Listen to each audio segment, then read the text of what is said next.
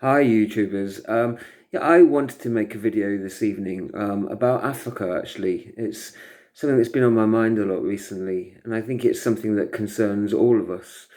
And I think that really, I suppose what concerns me most is the inequalities between Africa and other regions of the world.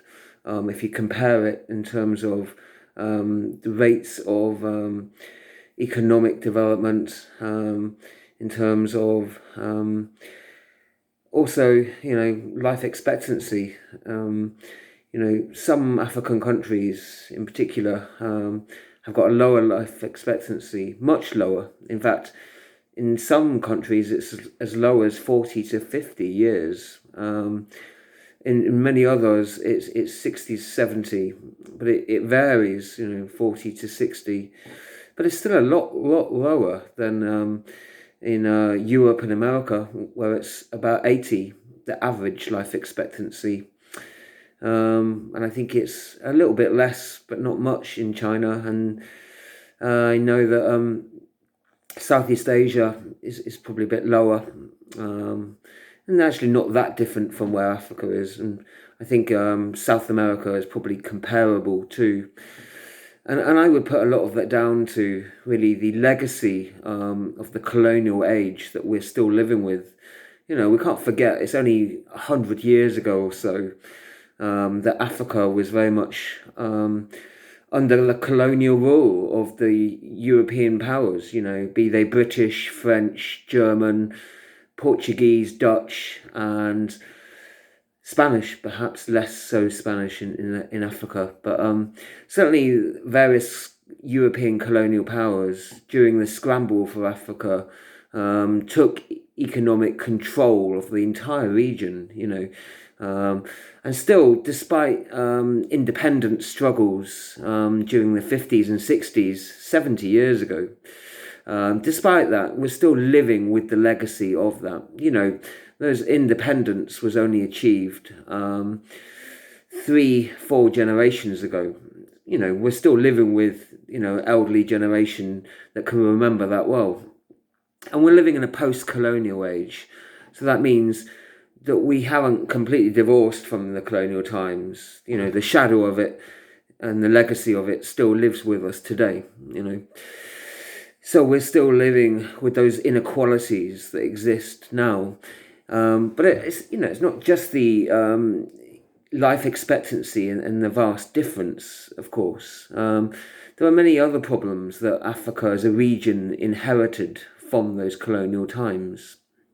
The fact that the borders were drawn up by European powers, by people outside of the continent for their interests, and not actually for the interests of African people that lived there. So they didn't respect the differences in terms of tribal, ethnic, religious, and political differences that existed for hundreds and sometimes thousands of years, going right back to the ancient times. And those various differences, are so far and complex, but the different national borders really don't. They just don't fit in with the actual the diversity that is there. And what you can do about that is quite hard, really, isn't it? Either the national borders should be redrawn at some point, or perhaps in time people will sort of grow to be more affiliated to the national identity. But still, their ethnic, religious, and tribal identities persevere, and those are obviously important to all of us. And I suppose it's sort of trying to sort of find a balance of how those can be sort of made to sort of reconciled, if you like, with the national identities as well. I think there are some problems with how we view Africa that I have as well, really, that we tend to lump it in as one big region, really, and think, it's Afrocentric, rather than admitting to the range and the huge diversity that exists within that. If you look at religion, for example, you've got Judeo-Christian beliefs, Jewish beliefs, you've got a whole Muslim region. There's many people that are atheist or agnostic. Many people have folk religious beliefs there, of course. There's a whole kind of range and diversity, and sometimes combinations of those as well. And that's before you go into looking at the complex variation of different tribal and ethnic variations as well, different affiliations. I mean, so we tend to think of it as one vast region, but actually it's varied linguistically, ethnically, economically, religiously, politically, as Europe, as America, as any other region, really. So it does make some sense, giving it one broader regional assimilation, but that is always going to be overlooking the vast and spectrum of different complex identities, but that's also found within Europe, of course, where we'll find different religious, denominational, different ideological beliefs, left wing, right wing, extremist beliefs, different religious, political, different ethnic and linguistic identities too. And I think it's possible to sort of see that there is a kind of unity there, but also one has to remember, the vast spectrum of differences that exist too. I think we are too quick to try and move on and not recognize the colonial legacy that we've all inherited. None of us were actually there during the scramble of Africa, during the colonialism of the whole region, or the enslavement of people. But nevertheless, even though we weren't there, we have inherited that position several generations on, and we are still living with that legacy now. Hence why there is such widespread poverty in certain regions of Africa. And that is something that is a global issue and affects us all, and something that we all have to sort of face and deal with. And I think it's is a global issue because if you look at it, it's something that affects us in terms of our past, in the ancient past, but also in terms of our future as well. With a growing population, the population has doubled in just 20 to 30 years or so, and it's likely to continue growing, in fact. So it's in all of our interests to have a happy, prosperous Africa that's producing things for itself, and that is able to help and have mutually beneficial trade relations with the world. But I think if you look in terms of the ancient world, ecologists today, they do have that kind of theory that we all came from Africa. It's our heritage. That for me, in my beliefs, is probably where the Garden of Eden was. That's probably where the original home of mankind was. And scientists have traced a common genetic component to African origins. So in as much as we're all related to Africans, we all have got an ancient connection to that region, in fact. So it's probably not that unfair to call it Mother Africa for that reason, actually.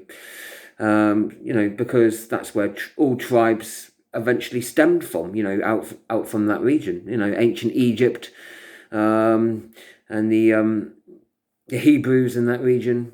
That is the birthplace, of civilizations. And if you look at that, it's got all of our humanity, our ancient roots go back to that. So I think if you look at it collectively, we've got a common interest to wanting the best for that region, in fact. But of course, in terms of the future, much more important, we've all got a common interest on having people there that are happy and prosperous and not going to be ecological or economic migrants or refugees, and therefore be a burden on the rest of the world as well. In fact, they can be a great blessing to the rest of the world and a tremendous resource if used rightly and if invested in the right way. We have got the potential in the world to have a wonderful future and a utopian called out to us all if we're ready to hear the call and act on it. We can achieve that with hard work and with commitment to caring for each other, regardless of race, regardless of class, profession, and whatever other backgrounds. Seeing the common biological unifier, seeing that we all come from one earth, that we all have the same kind of wants and the same needs in essence. and recognizing those common goals, and that it's in our own interests, in fact, to want the best for other people. That is the mutually beneficial win-win best of scenario that we could aim for. And so, I do look with hope that that is at least a possibility. And you have to have that, of course, and I'm not, but it's by no means a definite thing. And it could just as easily go the other way, and it could actually become a nightmare. And we could see a continued proliferation of diseases there. We could see ecological degradation, where people are increasingly struggle to feed themselves and they're not able to produce enough. We could see an increase in conflicts in the region. And so there already are lots of problems. There's no doubt about that. But those problems could be solved. We could work hard collectively to find practical, workable solutions that will be for the greater good of all and benefit all. But at the same time, we could do the opposite. We could put ourselves, national and regional interests above others, and we could have sharp divisions, worsening inequalities, disease rates escalating even worse, higher mortality rates, angrier people, more upset people, and people that are wealthy and more imprisoned as well. So, and I kind of think when you look at it, that's the mad future that we could choose for all of us, and that's of no benefit to nobody. Actually, if you look at that in the light of day, that's just an increase in the madness of it all. And what we really want deep down, I think all of us, when we look at it, is that we want sanity. We want other people to be looked after and have a reasonable quality of life, so that they're not looking to come and take what we have either, because they've got everything they need as well. So we're really looking for that, and that's, and for people to have a reasonable quality and standard of life actually as well. That's important. And I think actually I saw a very interesting study that demonstrated in terms of population growth that in Europe and I think in other regions, that once the quality of life had improved to such an extent, the growth rate of the population began falling. And that's what you've seen in Europe actually progressively. The population has gradually been reducing over many decades, in fact. Whereas it was quite common just 100 years ago for people to have 10 children and more. Actually, as people are living a lot longer, and as the quality of life has tended to gradually improve, with access to shelter, to food, to basic provisions being met, people tend to have a lot smaller families, And if you look at it in an agricultural perspective, that makes more sense. If you're a poor farmer, you want to have a large number of children. You do, because even if a few of them are going to die, the rest that survive are going to work hard for you. You're not looking at them being a burden and the cost of looking after them. You're looking at that as an investment. They'll be working for you. There's many hands that makes lighter work. And so you're going to have a lot more income in the future. And that's how it tends to be. You tend to look at it like that. So as the quality of life improves, and the life expectancy with that, you tend to see people have smaller families, and the population level tends to sort of level off gradually anyway. So that's the more humane method of population control that actually, and that's what worked in Europe, and I think that will gradually work in Africa, and I think that has also worked in various parts of Asia too. The quality of life has gradually increased. Population gradually slims down anyway as a natural thing. And I think the population will likely carry on growing there in actual fact, because it's almost an incentive, when times are hard, you tend to have larger families because you've got more support. That's the logic behind that. So, I think the idea of sort of going out there and trying to sort of condition people or encourage them to have smaller and smaller families, that doesn't, it may work to some extent, but that's not really going to address the bigger picture in terms of improving the quality of life. There's a lot of success stories in parts of Africa. A huge number of areas where things have been improving. I was surprised to read about Rwanda, one of many places, and Botswana in particular. Relative economic success stories. There are still major issues going in within those regions too.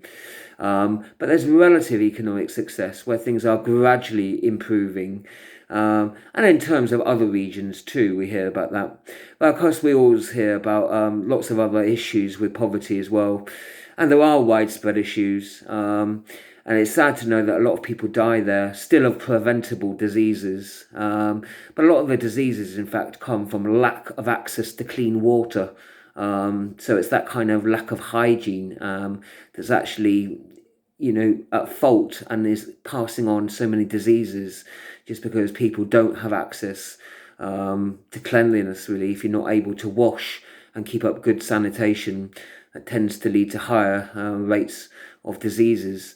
But there's also lack of access to sort of basic medications sometimes as well as another issue. So, the more that we can sort of help spread access to clean water, I would say that's a vital thing, isn't it, really?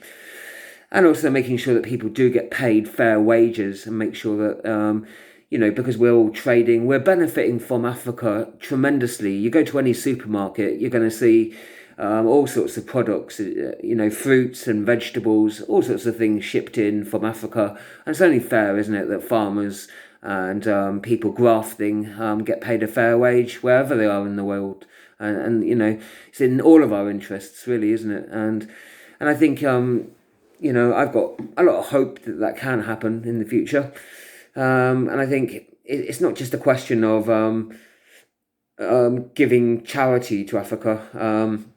It's a question of not free trade, but fair trade, and making sure that, we give, what's actually fair to people, make sure that people are fairly rewarded for hard work that they do. But also it's allowing people to sort of support themselves as much as they can.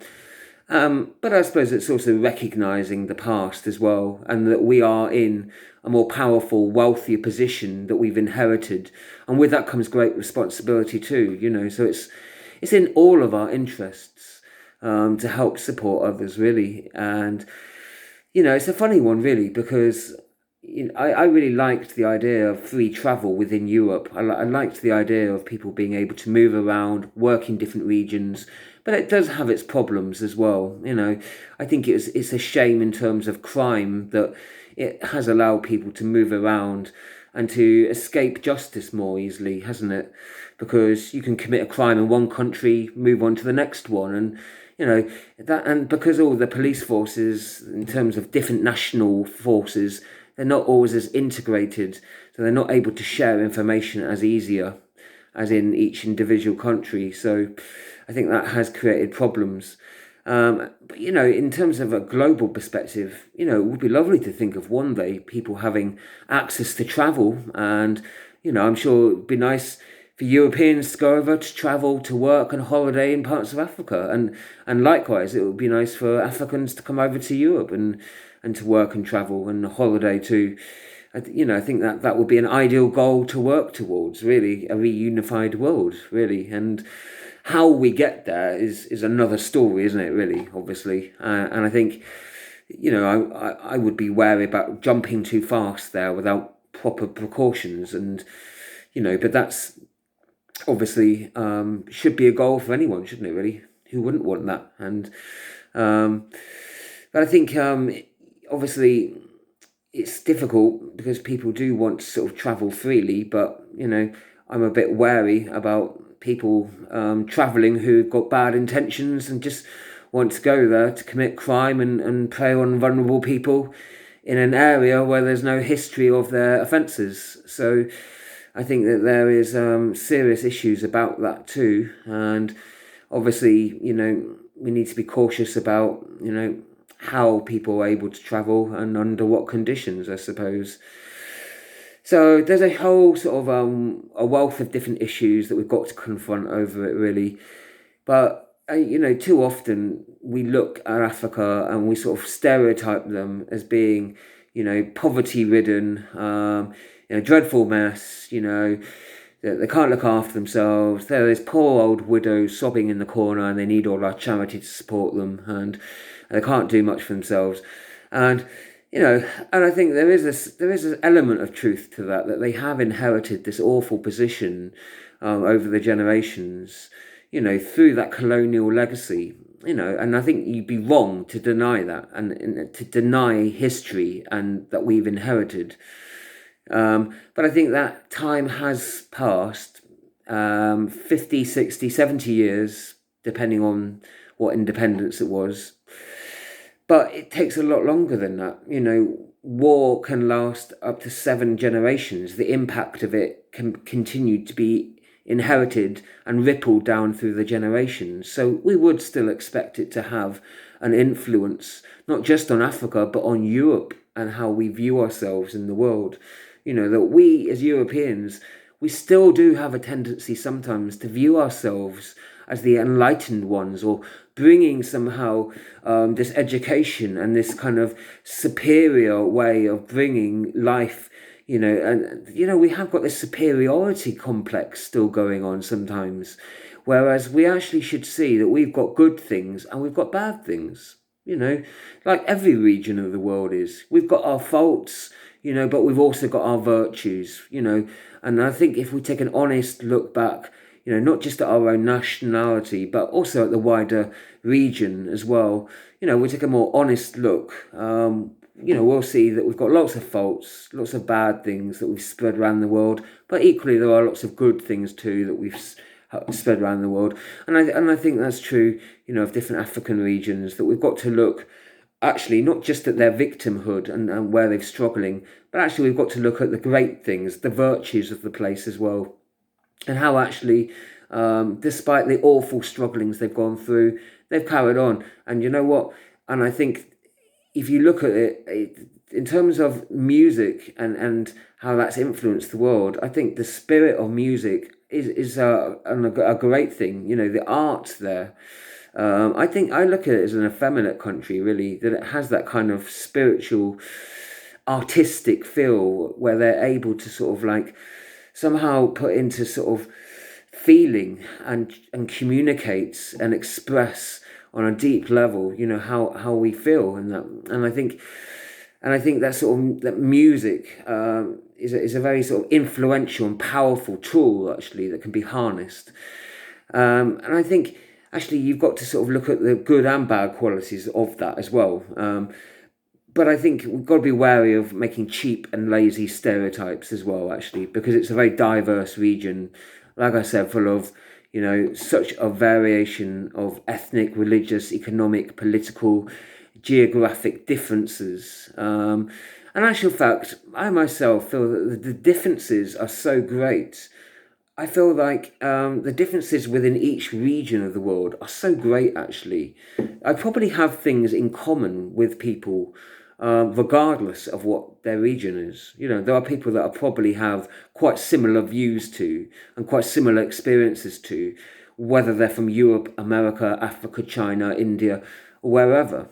And I'm sure that there are people that, I have got issues and struggles with, who are from any of those regions too, actually. So being from one of those regions doesn't necessarily make me feel any closer to someone or further away from them, in fact. So I think actually being of that region of the world isn't necessarily determining what your identity or your character is as a person. I think there's other things that are much more important and make those up, actually. In terms of your profession, in terms of your religious beliefs, your political beliefs, your philosophical beliefs, your ecological beliefs, your relationships with other people in your community, your conduct in how you treat others in life. So all those kind of things are kind of much more important, in fact. Not to say that your national and regional identities don't have some impact as well. Of course they can do, as your tribal identity does too. But there are other parts of your identity that are, that people connect to as well. Your gender, your sexuality, your age, your beliefs, even your hobbies, your pastimes, your interests, and so on. So many different things that could connect us to other people in life. Whether they are African, whether they're European or American or Chinese or Arabian or Indian or wherever they're from, in fact. But in essence, of more than even that, we're all human, and it's in our shared interests to try and reach out and connect with other people and to try and bridge those differences where we're able to.